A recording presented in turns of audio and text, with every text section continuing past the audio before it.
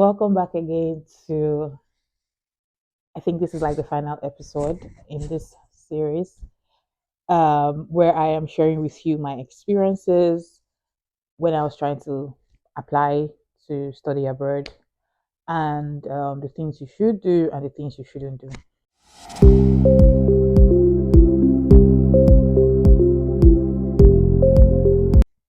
So we've talked about before you apply, and then we've talked about after you've applied, the things you should do, as well as your visa application process. And so now I am gonna share my my visa interview experience and just say a few things about what to expect or what you should do or what you shouldn't do. I did mine in Lagos State. The day I chose was very early in the morning, 6:30 a.m. I was already meant to be at the embassy. So I could not have said, let me go to another state to do my interview. It wasn't even going to be possible. So I had to stay in Lagos. And because I still had work. So now, when you come there, make sure you arrive 30 minutes before your time. Arrive 30 minutes, come with all your documents in print form. If you feel like there are any other documents that's going to help you, come with it. Remember that your student visa is an F1 visa, so everything that you think is going to help you. If you're coming with, like if you're married and you're coming with your family, it means that your family are going to be on an F2 visa. So you need supporting documents like your marriage certificate and all of those things to support you. For whatever reason, anything that you think is going to support you. But there are like five very important documents to go with: your I-20, your proof of fund, if you are funding yourself. But if you're not funding yourself, you really do not need it.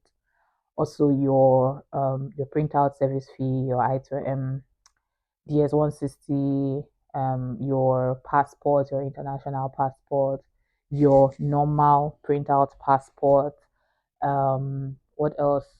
Your MRV fee, and then the very final documents that they print out where your date is and all of those things, all those like those printouts. Those are like the very important documents.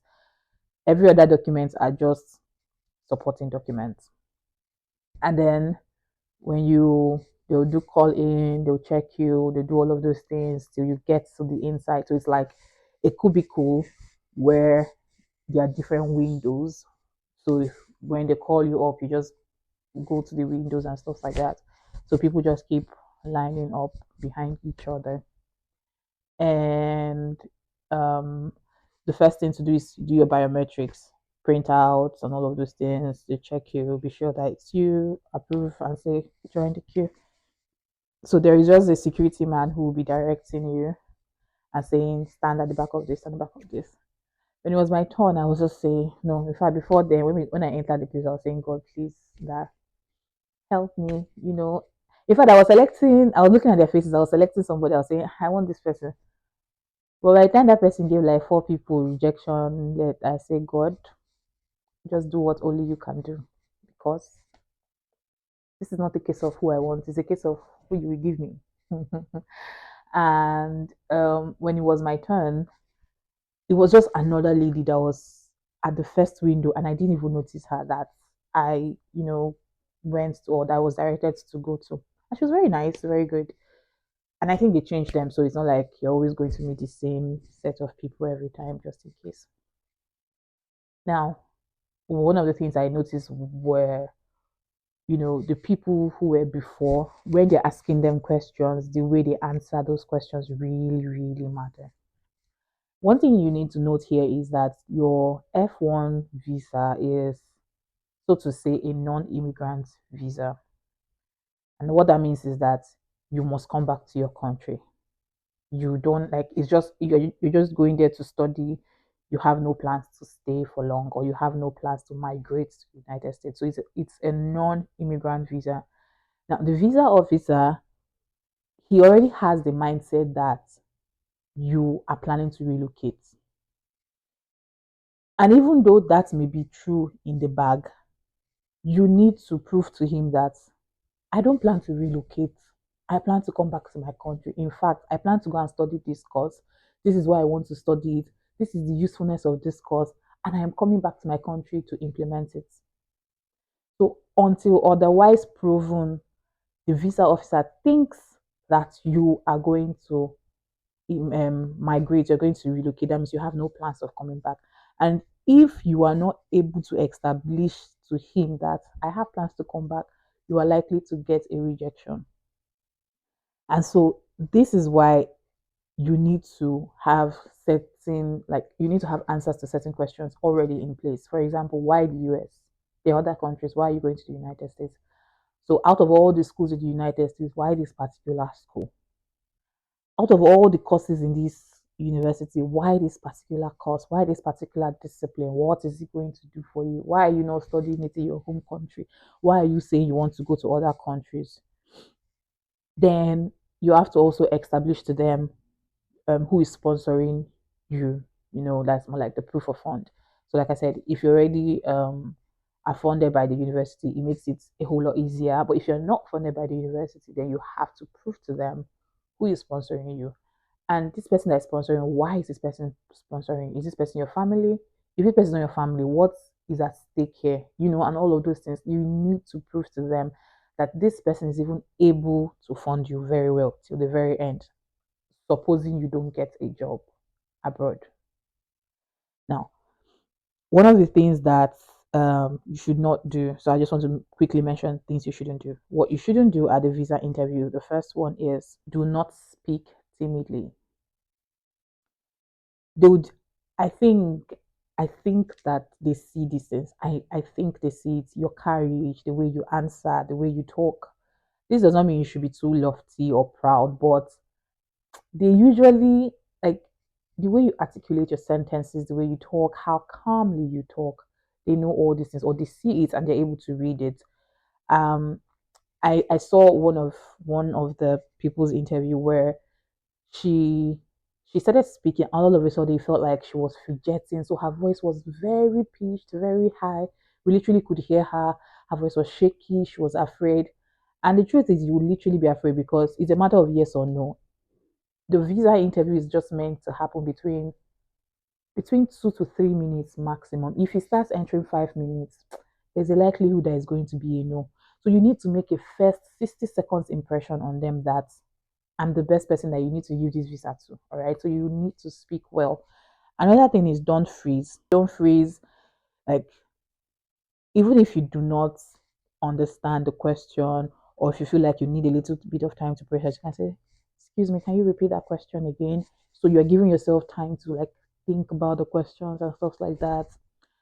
Another thing you should not do is don't come with a prepared speech because they have asked this question. It's like maybe they're going to interview 60 people in a day, or like each person will interview 60 persons, or even more. They already know the answers that people give. So don't come with a prepared speech because people usually give out their transcripts. These are the questions I was asked. These were the answers I gave. No, you don't need to read out someone else's script or come with, you need to prepare yourself in such a way that your answers are flexible. Like, in case, because these questions that you are going to answer can come in different ways.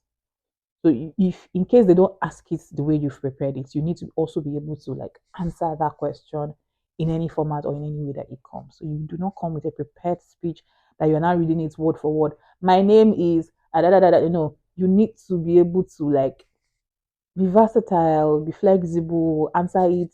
You can take the last part and answer it at the first part, depending on what you've prepared. All right. Make sure that you have consistency in your story. Remember that you've already filled your DS 160. So as you come up and you do your biometrics, they are seeing everything that you filled.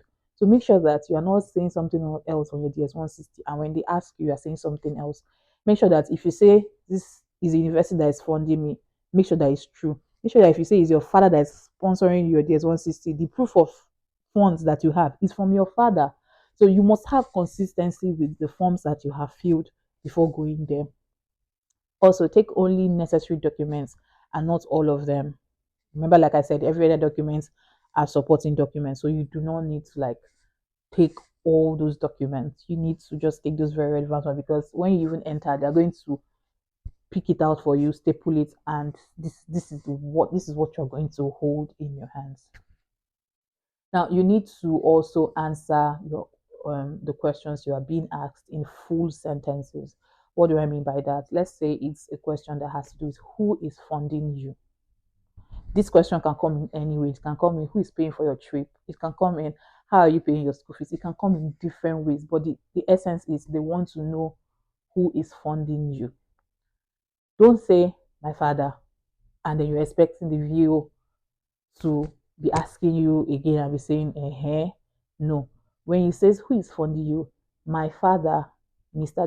This, if it's necessary to call his name, who is you state what your father is doing, you state how much your father is earning, you state if he owns a business, you state the name of the business, the number of employees he have, how much he's really like state all of them in a very concise statement. My father, Mr. Emeka, who is a rice farmer, has over 50 acres of land, owns about 20 tractors and some equipment, has about 100 employees. This is his annual earning, and this is how much he has saved enough to send me to school. Do you understand? You are stating it in full. You're not waiting for them to now ask you, so what does your father do? So you are give so that you are like saving them that time. Remember that your visa interview should maximum be 3 minutes. Anything more than that is a struggle. All right. Or they say, why do you like the United States? And I say because they have good lecturers or because they have good faculty members. We know.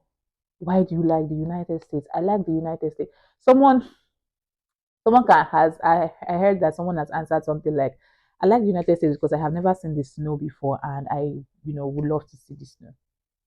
And that they approved the visa for that person because it's uniquely to them. So you can never even really tell what is going to impress or what's going to, but you need to make sure that you're making a first impression. My own story, however, was grace. I so like I said, these are the things you prepare for. So I already had the back of my mind that I was going to prepare for, these things, and I was I was so to say ready. Now I can't even remember what I planned, like the answers I planned to give them, but I was so to say ready that time. And I'm sure that God knew I was not ready because I don't know what I would have said. But what happened was I got there because I knew I was going to go to work from there.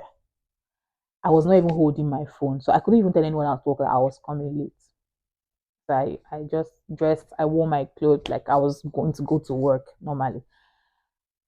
But I was looking corporate. And usually they will advise you that you should look the way you want to be addressed or what you are currently doing. So if you're like a student going on maybe a J1 or an exchange student visa, dress like a student, maybe have your university or your school badge and stuff like that. But for me, I was already a staff. So one of the things I did was I had my company ID card just in case I was being asked. And then I was wearing a gown, I was like on a low heel, and I had my hair packed to the back, and very light makeup. And that was it. So just look good. You mustn't wear a suit, but you can wear a corporate clothes like you talk in, shoes, polished, you can wear black, all of those things just look good. So and then when I was asked to go to the woman at the first counter, she's like, she just did this whole and she said, where do you work? Oh my goodness, that was not what I was expecting. And I told her, I work at so and so firm. This is what I do. And then meanwhile, by this time, she hadn't even collected my documents. She had not collected my document. Like I was literally still holding my documents in my hand. And she's like, so what's the research all about? I had already forgotten because I'm not sure, but it was just not what I like. She was so smiley, so bubbly, and I'm like, hey God, I beg. And she's like, so what's your research interest all about? Somewhere, well, my research interest is about marginalized communities. I am interested in finding out how they use technology. And she's like, marginalized communities, you mean like IDPs? Now she talk IDPs. I wasn't the one who's mentioned IDPs. She just said, you mean like IDPs? So by IDPs, internally displaced persons. I said, oh yeah, like IDPs. She said, oh, that's good, that's interesting. So what causes IDPs? I said IDPs, different things causes IDPs in Nigeria or in different countries. She's like, no, in Nigeria, what causes it? I said, well, for a start, one of the things that causes IDPs in Nigeria is political conflict. She said, yeah, that's true.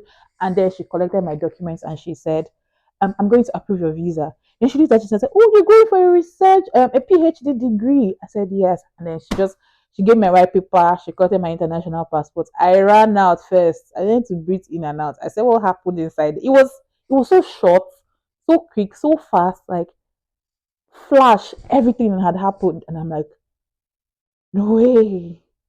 You know, if I don't know me that, oh my God, I got a yes.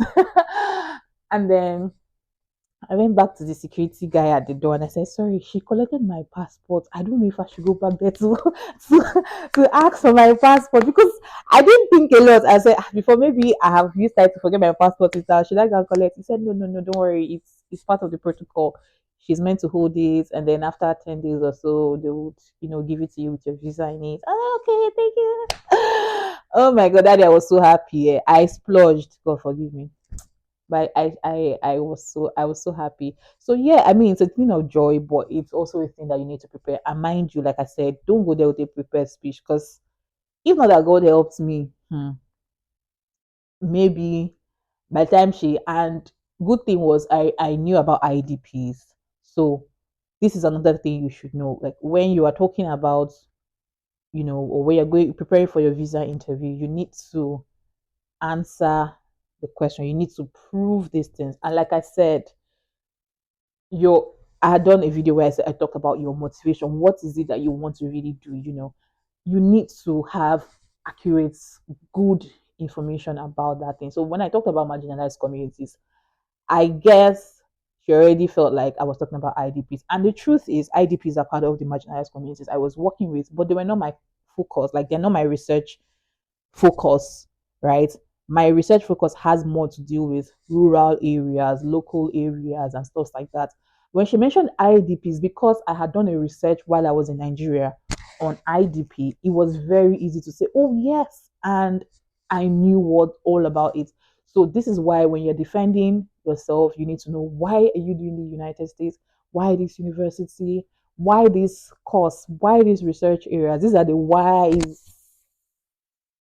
you need to answer. So, um, and I do really, really hope that you get your visa. I do hope that you come back with a good news and share it with me. Actually, I would like to hear your own story as to how your visa interview experience was, good or bad. And you can also share any tip that you would want other people to note or not to, like what to do, what not to do, and stuff like that. And I look forward to seeing you in another video. I hope this series has really, really helped you. Do not forget to reach out to me in the comment sections or also on LinkedIn where you can ask your questions and I would also respond to you there. Um, and if you have not subscribed, please do well to subscribe. You can like and you can also share my videos with other people. I hope this has been helpful to you. I'll see you another time. Bye.